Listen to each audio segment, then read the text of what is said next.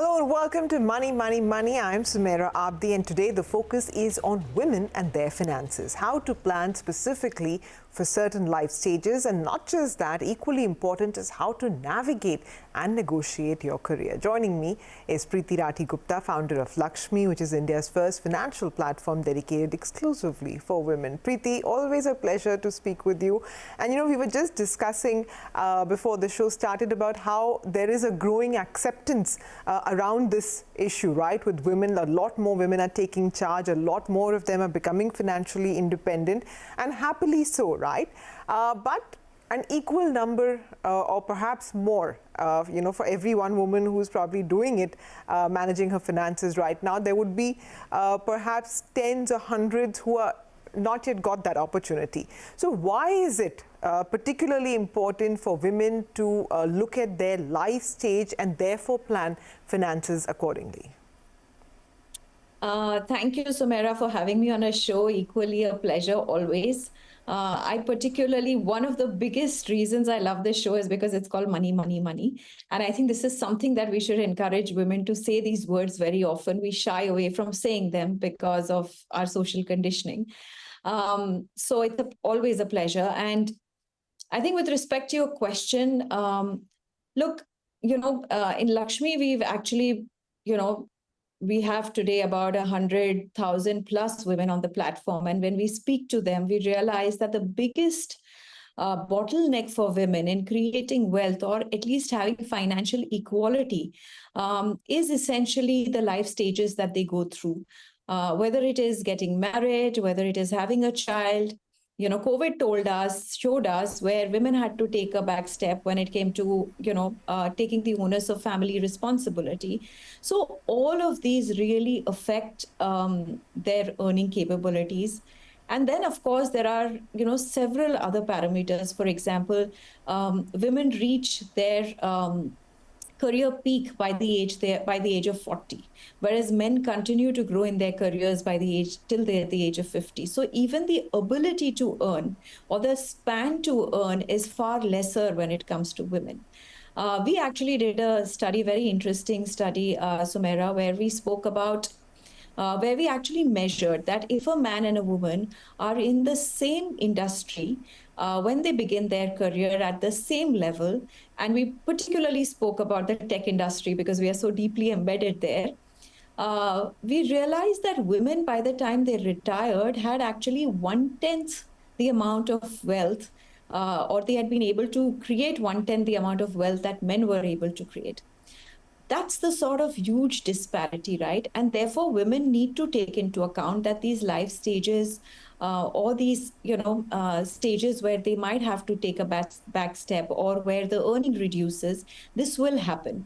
And this will, in effect, it will affect their financial security, the ability of wealth creation. For example, you have a child. Right? You take a maternity break. Have you really planned for your financial independence even during that time? So there are a lot of things that women need to actually take into account when planning their money journey or their financial security and wealth creation, which is actually very unique to women, which typically men don't have to think about. Fair enough. In fact, you mentioned one of the important life stages, which is going on maternity leave. But, now the government mandates that you get 6 months of paid leave, right? Therefore, does a woman still need to be financially prepared to go on maternity leave? And, how would you recommend in terms of the reintegration back after those 6 months? Yeah, so actually, when you take a maternity break, it's not, your cost actually typically increase. So first of all, you yourself, your wellness, your, just your medical bills, etc., all of that increases. Considering that a family may come together, your partner and you yourself will come together and share those expenses. However, there are certain expenses that are particularly, for a woman, and today's woman is aspirational. So you want to get back to work, you want to upskill yourself. For example, we're no longer in the times where if you were sitting at home, there's nothing else you can do while when you're taking that maternity break. That could be very, very effectively used to upskill yourself.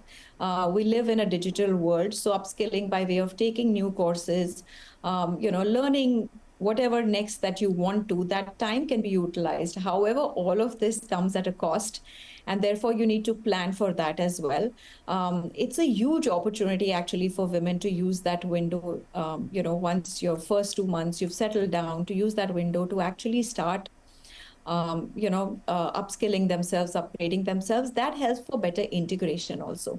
While there is a lot of talk, Sumaira, about really taking that 6 months off or 8 months off, and rightly so if a woman feels very strongly about it, my personal experience, and maybe a lot of the mothers, younger mothers, especially the millennial mothers that I speak to, they actually enjoy the fact that if they are able to, or they have the opportunity to do flexi hours. Again, if you're an online, work from home, even if you're able to work a couple of hours, it just keeps you in touch with what's happening in your existing workplace. So there are a lot of ways that a woman can plan this, just the financial part as well as the upskilling and, joining the workforce again. Okay, and since we're speaking about, mothers, there is a large segment of women who are single mothers. Financially, what are the important goals for them? And, what is it that they should look at or plan for vis-a-vis just about any other woman? I think very, very pertinent question, Sumaira, and I think we are increasingly seeing a society where we see a lot more single mothers. And I think one of the biggest sort of worry for a mother then is the child's education. Again, typically to raise a child in India, for an average family, the cost is about anywhere between 70 to 80 lakhs. And half of that is actually the education cost. I think the one thing a single mother would not want to do is compromise on the upbringing or the education cost of her child. And therefore, I think that becomes a big bucket of her financial plan. How do you put aside money every month or every time that you're able to for your child's higher education? Again, within education, it's not just higher education. We've seen today, for example, even in that 50%, the 35, 40 lakhs cost that, that is spent on a child's education, a lot of it is actually tuition fees, which begins even in early years these days. And it's, you want to send your child to a private school, you want to send them to the best schools. Invariably, the whole tuition piece is something that is very, very common. How do you even plan for that? And therefore, for example, in Lakshmi, we've actually created a child's education fund. What it does is it allows you to put aside money, use that because, the child education loan, business is really become very large because of this.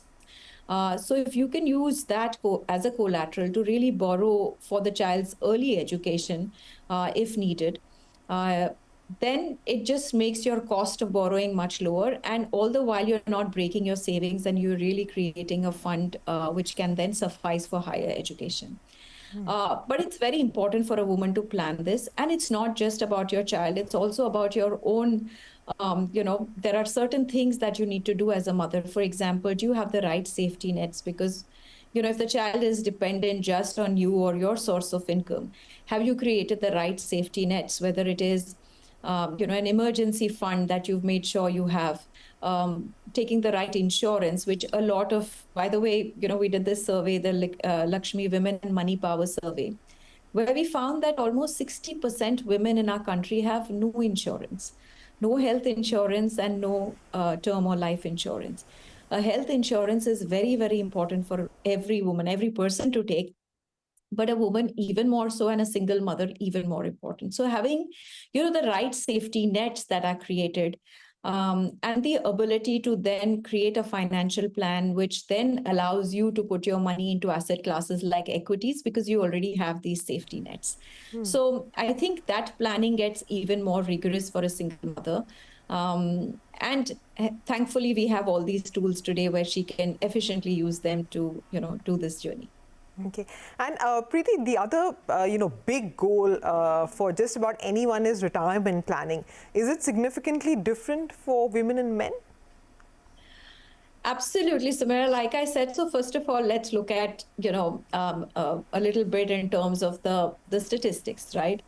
Um, Women typically outlive men on an average by 4 to 5 years, which means a longer retirement.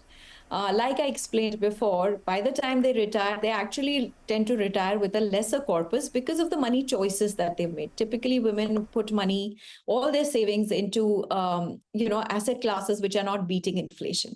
And therefore, the growth of that money is not enough to sort of take them through the retirement. So definitely, I think women need to look at that retirement planning far more aggressively and early on, as soon as they start earning their money. Unfortunately, again, as per our survey, less than 2% women are even saving. I'm not even talking of investing, but even saving for their retirement.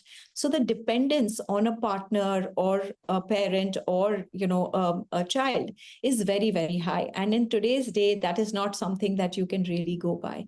So it is very important for a woman to start her retirement planning as soon as she starts earning, or as soon as she started saving some amount of money, beginning small, putting that money into, whether it's doing SIPs into equities so that you're able to beat inflation. As well as, once again, the importance of creating these safety nets. The first thing we advise women is create an emergency fund, get your insurance in place, and then start building your retirement fund. Emergency funds and retirement fund are two very, very important financial goals that every woman should have. And unfortunately, this is somewhere that women are really lagging behind. All right, Preeti, but it's heartening that a lot more people are talking about it. At least that conversation at least has started. A quick break.